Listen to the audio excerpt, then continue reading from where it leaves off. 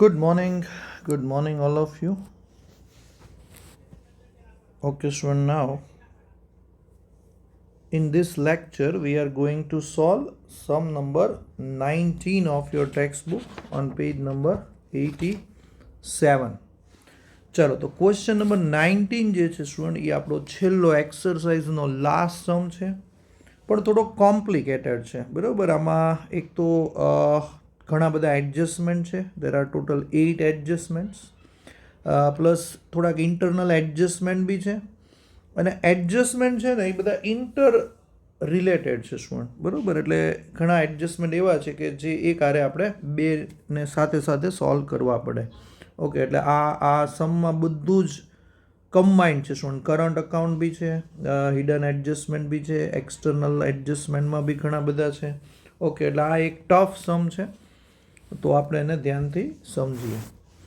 Okay, ચાલો as usual student આપણે 5 account બનાવવાના છે. Trading account, profit and loss account, profit and loss appropriation account, current account and balance sheet. ચાલો okay student, તો આઈ am sure તમે text book લઈ લો અને સાથે સાથે સમ સોલ્વ બી કરતા જાઓ સ્ટુડન્ટ. 5 એકાઉન્ટ બનાવી નાખો અને હું જે રીતે કહું એ રીતે એન્ટ્રી કરતા જાઓ સ્ટુડન્ટ. આમાં એડજસ્ટમેન્ટ જ મેઇન છે.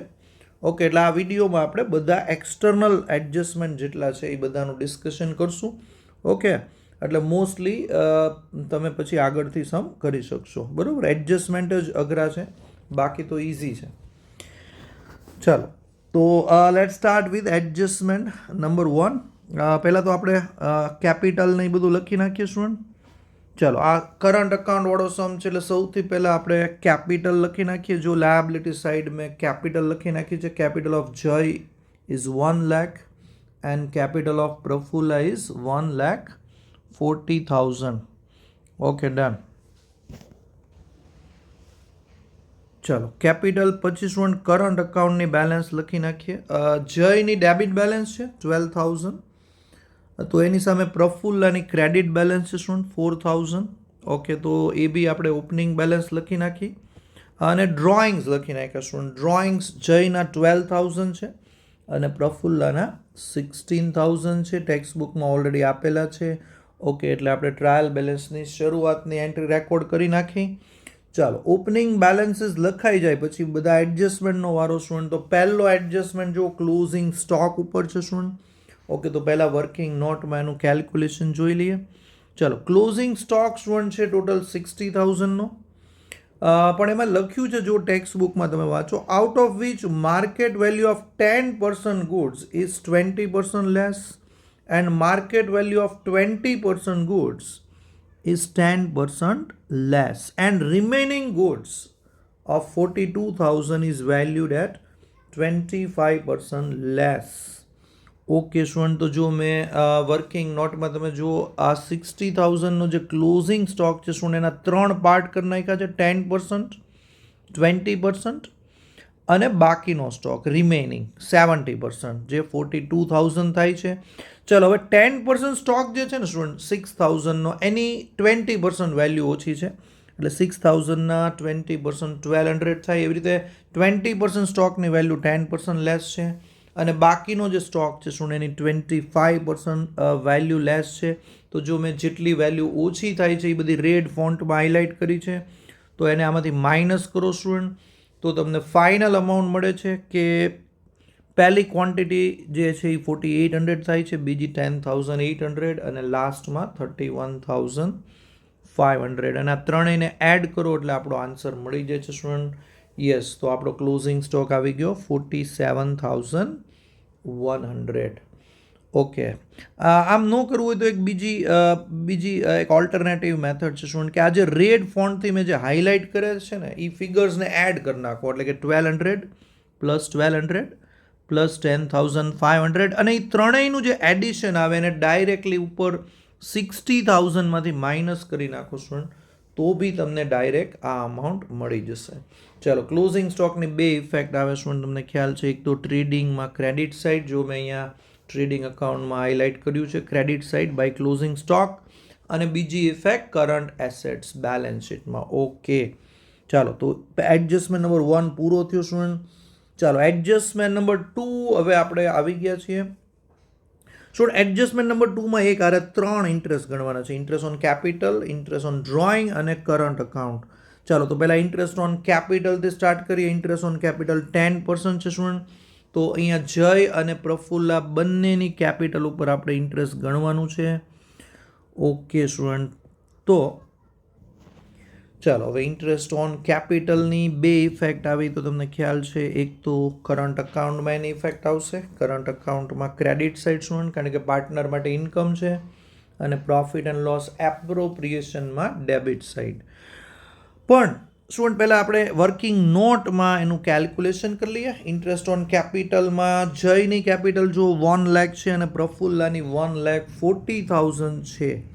પણ સ્ટુડન્ટ એમાં એક એક્સ્ટ્રા એડિશનલ એડજસ્ટમેન્ટ પણ છે. જો એડજસ્ટમેન્ટ નંબર 4 તમે વાંચો તો એ આને રિલેટેડ છે, પ્રફુલ્લાની કેપિટલને રિલેટેડ છે. જો વાંચો, Prafulla has introduced additional capital of 20,000 on 1st January 2017. Okay, એટલે પ્રફુલ્લા જે છે એ ઘરેથી એક્સ્ટ્રા કેપિટલ લાવી છે શું, જેને આપણે એડિશનલ કેપિટલ કહીએ છીએ. કેટલાની કેપિટલ લાવી છે? 20,000ની. ઓકે, 20,000ની કેપિટલ પ્રફુલ્લા ઘરેથી લાવી છે અને 1st જાન્યુઆરી લાવી છે, એટલે એની ઉપર 3 મહિનાનું ઇન્ટરેસ્ટ બી ગણવું પડશે.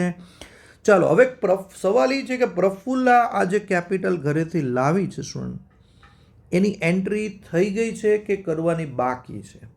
ઓકે, તો શું અહીંયા ખાલી એટલું જ લખ્યું છે કે Prafulla has introduce additional capital, ખાલી ઘરેથી લાવી છે એટલું જ લખ્યું છે. નોટ રેકોર્ડેડ એવો વર્ડ ક્યાંય છે નહીં. ઓકે, એટલે આપણે માની લેવાનું કે આ 20,000ની કેપિટલ જે પ્રફુલ્લા ઘરેથી લાવી છે એ આમાં ઇન્ક્લુડેડ છે. એટલે આ જે 1,40,000 તમને દેખાય છે ટેક્સ્ટ બુકમાં, એની અંદર આ 20,000 આવી ગયા છે, બરોબર. એટલે આપણે 1,40,000 સ્ટુડન્ટ આવી રીતે લખી શકીએ. જો પ્રફુલ્લાની કેપિટલમાં ડાયરેક્ટ 1,40,000 લખવાની બદલે આ રીતે આપણે એને પ્રેઝન્ટ કરી શકીએ. 1,20,000 જે છે એટલી કેપિટલ તો હતી જ પ્રફુલ્લાની, બરોબર, પહેલેથી હતી, એટલે એની ઉપર આખા વર્ષનું ઇન્ટરેસ્ટ ગણાશે. જ્યારે 20,000ની કેપિટલ પાછળથી લાવી સ્ટુડન્ટ, જાન્યુઆરીથી લાવી. ઓકે, એટલે એની ઉપર આપણે 3 મહિનાનું ઇન્ટરેસ્ટ ગણશું. ઓકે, એટલે પ્રફુલ્લાની કેપિટલ ઉપર 2 વાર ઇન્ટરેસ્ટ કાઉન્ટ કરવું પડશે. પહેલાં ઓપનિંગ કેપિટલ ઉપર કાઉન્ટ કરવું પડશે 1,20,000ના 10% અને પછી 20,000ના 10%. એના 3 મહિનાનું ઇન્ટરેસ્ટ ગણશું આપણે. ચાલો, તો જયમાં કોઈ પ્રોબ્લેમ નથી શું, જયની કેપિટલ જે છે એ પહેલેથી એટલી જ છે. જય કોઈ એડિશનલ કેપિટલ નથી લાવતો, એટલે એનું ઇન્ટરેસ્ટ ઇઝી પડશે. ચાલો, તો બંનેનું કાઉન્ટ કરી લઈએ. જો અહીંયા બધું ઇન્ટરેસ્ટ મેં કાઉન્ટ કર્યું છે. જયનું ઇન્ટરેસ્ટ 10,000 થશે સ્ટુડન્ટ, 1 લાખના 10%. તો પ્રફુલ્લાનું ઇન્ટરેસ્ટ જો 1,20,000ના 10% 12,000 થશે. પછી એડિશનલ કેપિટલ જે પ્રફુલ્લા ઘરેથી લાવી છે 20,000, એના 10% આમ તો 2,000 થાય સ્ટુડન્ટ, પણ એને 3 મંથ્સમાં કન્વર્ટ કરશું એટલે 2,000 × 3/12 કરો એટલે 500 આવશે. Okay, done student. તો પ્રફુલ્લાનું ટોટલ ઇન્ટરેસ્ટ થશે 12,500, જ્યારે જયનું ઇન્ટરેસ્ટ થશે 10,000. ચાલો, તો આ બંનેની ઇફેક્ટ આપી દઈએ. ઓકે, જો પહેલી ઇફેક્ટ અહીંયા રેડ ફોન્ટથી મેં હાઇલાઇટ કરી સ્ટુડન્ટ, કરંટ અકાઉન્ટમાં ક્રેડિટ સાઇડ, અને બીજી ઇફેક્ટ યસ P&L એપ્રોપ્રિએશનમાં ડેબિટ સાઇડ. બંનેનું ઇન્ટરેસ્ટ આવી ગયું સ્ટુડન્ટ. ઓકે, ચાલો હવે કરંટ અકાઉન્ટનું ઇન્ટરેસ્ટ આપણે કેલ્ક્યુલેટ કરી લઈએ student. Interest on current account બી આપણે કરવાનું છે. ઓકે, કરંટ અકાઉન્ટ ઇઝી છે સ્ટુડન્ટ. જયની ડેબિટ બેલેન્સ છે, જો મેં ગ્રીન ફોન્ટથી હાઇલાઇટ કરી છે, અને પ્રફુલ્લાની ક્રેડિટ બેલેન્સ છે. તો રૂલ એવો છે સ્ટુડન્ટ કે જેની ડેબિટ બેલેન્સ હોય એનું ઇન્ટરેસ્ટ ડેબિટમાં જ લખવાનું છે. તો જયનું ઇન્ટરેસ્ટ ડેબિટમાં લખશું આપણે, અને પ્રફુલ્લાની ક્રેડિટ બેલેન્સ છે તો એનું ઇન્ટરેસ્ટ ક્રેડિટમાં લખશું. ઓકે, અને ઇન્ટરેસ્ટનો રેટ જો ટેક્સ્ટ બુકમાં આપેલો છે સ્ટુડન્ટ 9% છે. ચાલો, તો 9% કાઢી લઈએ. જો બંનેનું ઇન્ટરેસ્ટમાં લખ્યું છે 12,000ના 9% 1,080 અને 4,000ના 9% 360. ચાલો, હવે આ તો પહેલી ઇફેક્ટ થઈ સ્ટુડન્ટ. પ્રફુલ્લાનું ઇન્ટરેસ્ટ ક્રેડિટમાં લખાઈ ગયું અને જયનું ઇન્ટરેસ્ટ ડેબિટમાં લખાઈ ગયું. હવે every adjustment has two effect. તો આની બીજી ઇફેક્ટ P&L એપ્રોમાં આવશે સ્ટુડન્ટ. અહીંયા જે એન્ટ્રી ક્રેડિટમાં રેકોર્ડ થઈ છે એ એપ્રોમાં ડેબિટ થશે. તો અહીંયા જે ડેબિટ છે એ એપ્રોમાં ક્રેડિટ થશે. ઓકે, તો જો એપ્રોમાં બંનેનું ઇન્ટરેસ્ટ સ્ટુડન્ટ લખાઈ ગયું છે, પ્રફુલ્લાનું ડેબિટમાં અને જયનું ક્રેડિટમાં. ચાલો, હવે ઇન્ટરેસ્ટ ઓન ડ્રોઈંગ આવે છે સ્ટુડન્ટ, બરોબર. એ થોડું કોમ્પ્લિકેટેડ છે કારણ કે એમાં બી એક એક્સ્ટ્રા એડજસ્ટમેન્ટ છે સ્ટુડન્ટ કે જે ડ્રોઈંગ ઉપર ઇફેક્ટ કરે છે. ચાલો, તો હવે નેક્સ્ટ સ્લાઇડમાં આપણે ઇન્ટરેસ્ટ ઓન ડ્રોઈંગ જોઈ લઈએ. સ્ટુડન્ટ, ડ્રોઈંગ ઉપર બે અલગ એડજસ્ટમેન્ટ છે. એડજસ્ટમેન્ટ નંબર 2 તો છે જ તે, એમાં 12% ઇન્ટરેસ્ટ ઓન ડ્રોઈંગ ગણવાનું છે. પણ તમે જુઓ ટેક્સ્ટ બુકમાં એડજસ્ટમેન્ટ નંબર 5 છે ને, એ પણ ડ્રોઈંગ ઉપર છે. અને એડજસ્ટમેન્ટ નંબર 7 જે છે સ્ટુડન્ટ, એ પણ ડ્રોઈંગ ઉપર છે, બરાબર. એટલે આપણે એ બંને એડજસ્ટમેન્ટને સાથે જ સોલ્વ કરવા પડશે. એડજસ્ટમેન્ટ નંબર 5 અને 7ને સોલ્વ કર્યા વગર એડજસ્ટમેન્ટ નંબર 2 આપણે નહીં કરી શકીએ કારણ કે એ બધા ઇન્ટર રિલેટેડ છે. ચાલો, તો 5 અને 7માં પહેલાં આપણે 7ને પ્રાયોરિટી આપશું સ્ટુડન્ટ. ચાલો, એડજસ્ટમેન્ટ નંબર 7 સ્ટુડન્ટ તમે વાંચો બધા ધ્યાનથી. Prafula has withdrawn goods of 2000 on 1st December, which is recorded in sales book as 2400. Okay student, આ એડજસ્ટમેન્ટ 11માં બી આપણે સ્ટડી કરેલો છે એટલે એની ઇફેક્ટ તો તમને યાદ હશે જ. ચાલો, એડજસ્ટમેન્ટ એમ કહે છે કે પ્રફુલ્લાએ પોતાના પર્સનલ યુઝ માટે સ્ટુડન્ટ કેટલો ગુડ્સ વિડ્રો કર્યો હતો બિઝનેસમાંથી 2000નો, બરોબર. ઓકે, એટલે ખરેખર તો એની એન્ટ્રી ડ્રોઈંગમાં થવી જોઈએ સ્ટુડન્ટ, ડ્રોઈંગમાં એડ થવું જોઈએ. અને ગુડ્સ બહાર જાય છે બિઝનેસની એટલે પરચેઝમાંથી માઇનસ બી કરવાનું હતું. પણ આ લોકોએ ભૂલ કરી સ્ટુડન્ટ, અકાઉન્ટન્ટે ભૂલ કરી, એને ડ્રોઈંગમાં એડ કરવાની બદલે સેલ્સ બુકમાં એન્ટ્રી કરી નાખી, બરોબર. અને પ્લસ અમાઉન્ટમાંય ભૂલ કરી છે, 2000ની અમાઉન્ટ લખવાની બદલે 2400 લખી નાખ્યું. ઓકે, તો ધ્યાનથી વિચારો સ્ટુડન્ટ ફરી વાર. પ્રફુલ્લા જે છે એણે 2000નો ગુડ્સ વિડ્રો કર્યો છે પણ એની એન્ટ્રી ભૂલથી સેલ્સમાં એડ થઈ ગયું. ડ્રોઈંગમાં એડ કરવાની બદલે સેલ્સમાં એડ કરી નાખ્યું અને 2000 લખવાની બદલે 2400 લખાઈ ગયું. ઓકે, તો આ એક એવો એડજસ્ટમેન્ટ છે જેની 4 ઇફેક્ટ આવે, બરોબર. ચલો, તો પહેલી ઇફેક્ટ ટ્રેડિંગમાં આવશે સ્ટુડન્ટ. આપણે પ્રફુલ્લાએ જે ગુડ્સ વિડ્રો કર્યો છે એ ભૂલથી સેલ્સમાં એડ થઈ ગયો એટલે સેલ્સમાંથી માઇનસ કરશું સ્ટુડન્ટ. ચલો, તો જો સેલ્સ આપણું છે 3,80,000, એમાંથી આને માઇનસ કરો, રોંગલી રેકોર્ડેડ 2400. ઓકે, આ થઈ ગઈ આપણી પહેલી ઇફેક્ટ. હવે સ્ટુડન્ટ તમને બધાને ખબર છે કે સેલ્સ ઘટે એટલે ડેટર્સ ઘટે, બરાબર. સેલ્સનો રિલેશન ડેટર્સ સાથે હોય છે એટલે જો આપણે કોઈ અમાઉન્ટ સેલ્સમાંથી માઇનસ કરીએ તો સાથે સાથે ડેટર્સમાંથી બી માઇનસ કરશું. ચાલો, તો આની બીજી ઇફેક્ટ જુઓ. કરંટ એસેટ્સમાં મેં ઓલરેડી આપી દીધી છે સ્ટુડન્ટ. ડેટર્સ છે આપણા 48,000, ટ્રાયલ બેલેન્સમાં જોઈ શકો છો. એમાંથી 2400 માઇનસ કર્યા આપણે. ચાલો, બે ઇફેક્ટ આવી ગઈ સ્ટુડન્ટ, એક સેલ્સમાંથી માઇનસ અને ડેટર્સમાંથી માઇનસ. પણ હજી બે ઇફેક્ટ આવશે સ્ટુડન્ટ, બરોબર, કારણ કે આ એડજસ્ટમેન્ટની ટોટલ 4 ઇફેક્ટ છે. ચલો, બે ઇફેક્ટ પૂરી થઈ. હવે ત્રીજી ઇફેક્ટ સ્ટુડન્ટ, એક તો ડ્રોઈંગમાં પ્લસ કરશું આપણે, બરોબર. એટલે પ્રફુલ્લાનું જે ડ્રોઈંગ છે એમાં નીચે ફરીવાર આપણે એડિશનલ ડ્રોઈંગ તરીકે બતાવશું અને પરચેઝમાંથી માઇનસ બી કરશું કારણ કે ગુડ્સ કોઈ પણ રીતે બિઝનેસમાંથી બહાર જાય સ્ટુડન્ટ એટલે પરચેઝમાંથી માઇનસ થાય.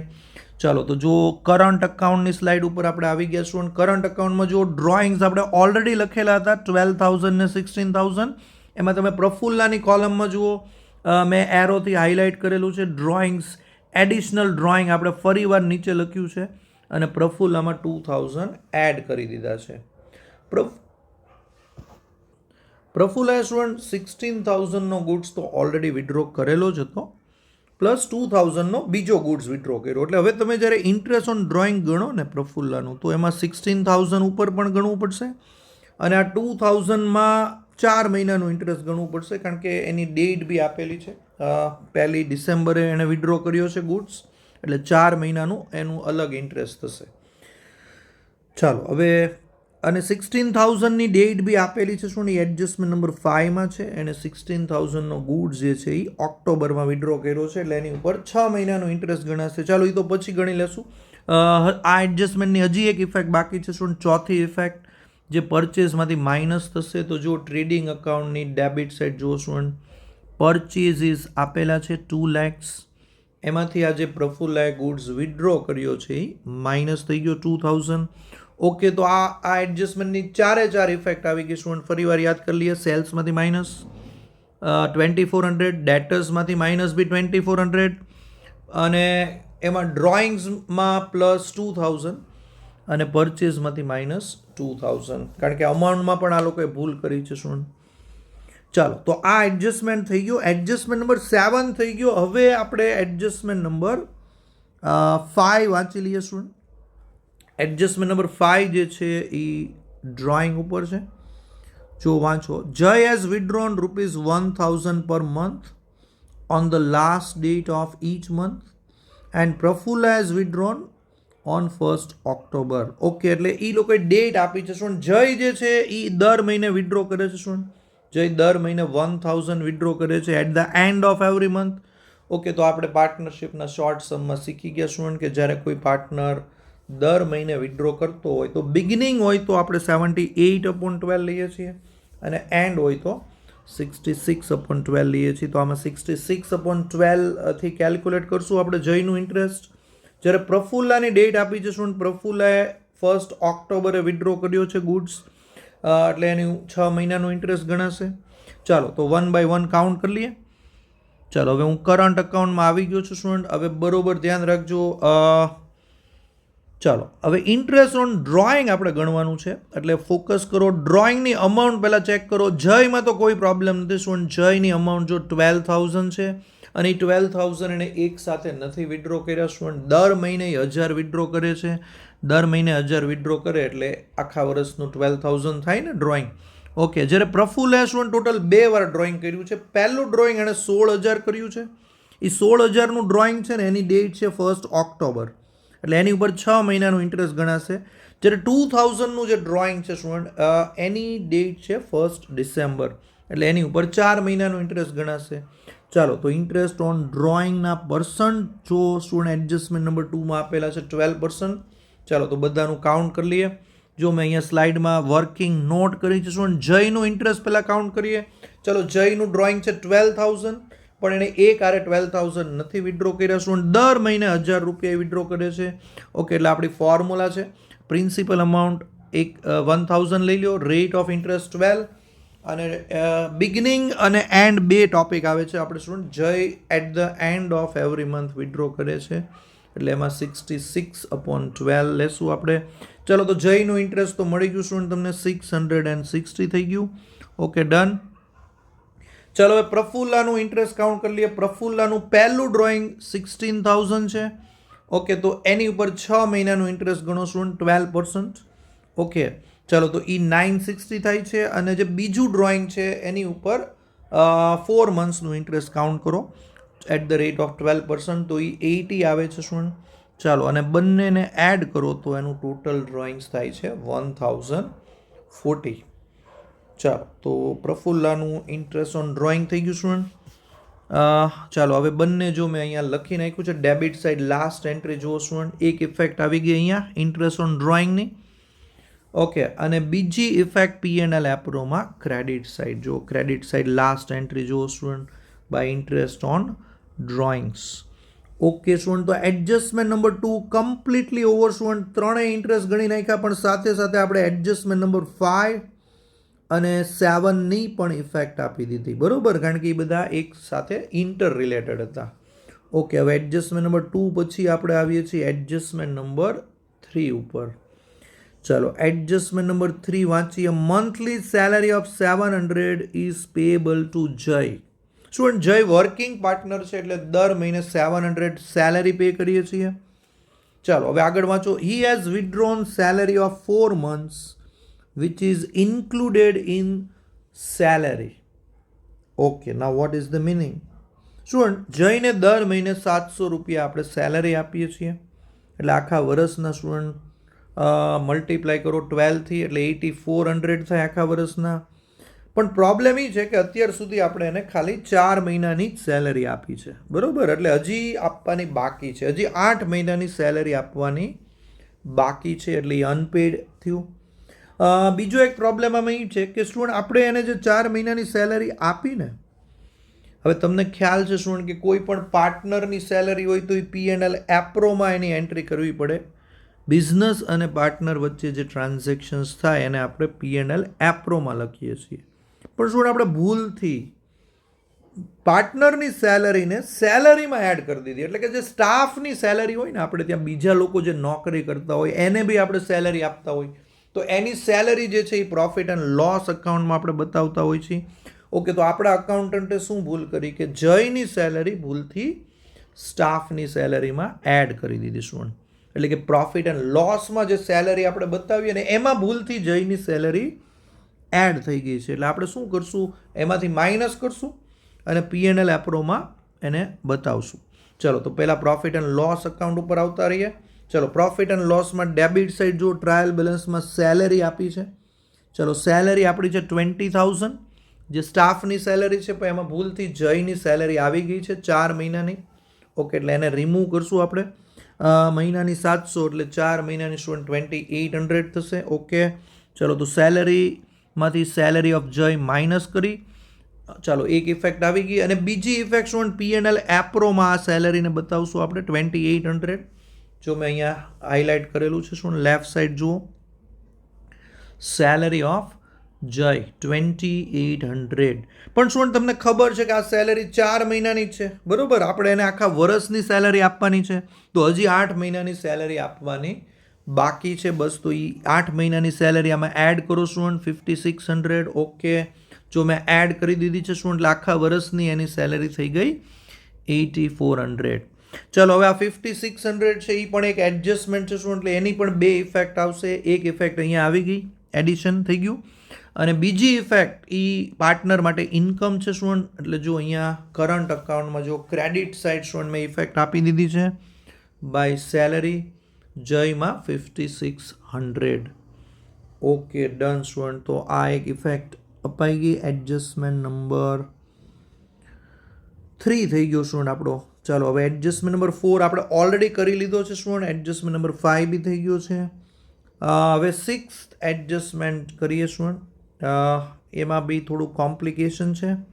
ચલો, એડજસ્ટમેન્ટ નંબર 6 છે calculate depreciation on machine and on furniture. ચાલો, ફર્નિચર ને મશીન ઉપર ડેપ્રિસિએશન ગણવાનું છે. આપણે મશીનથી સ્ટાર્ટ કરીએ. તો સ્ટુડન્ટ તમે ટ્રાયલ બેલેન્સમાં જુઓ, છેલ્લી એન્ટ્રી જુઓ, લાસ્ટ એન્ટ્રી જુઓ, મશીન છે સ્ટુડન્ટ. મશીન આપણું 52,000નું છે, પણ બ્રેકેટમાં જો બ્રેકેટમાં લખ્યું છે કે addition of 12,000 on 31st December. Okay, તો આનો શું મતલબ થાય કે આપણી પાસે જે મશીન છે 52,000નું, એમાં એક મશીન નથી સ્ટુડન્ટ, 2 મશીન છે, બરોબર? એક મશીન તો આપણી પાસે હતું જ તે, પ્લસ બીજું 12,000નું મશીન આપણે લાવ્યા છીએ, જે ઓલરેડી આની અંદર રેકોર્ડ થઈ ગયું છે, બરોબર? કારણ કે એમાં અનરેકોર્ડેડ એવો વર્ડ નથી, ખાલી એડિશન એવું લખ્યું છે. ઓકે, તો 52,000ના જે ટોટલ મશીન્સ છે સ્ટુડન્ટ આપણી પાસે, એમાં એક મશીનની વેલ્યુ આપી છે 12,000. તો સ્ટુડન્ટ બાકીનું મશીન કેટલાનું હોય તમને ખ્યાલ આવી જ ગયો હશે. બાકીનું મશીન 40,000નું જ હોય, કારણ કે 40 + 12 કરો ત્યારે 52,000 થાય. ઓકે,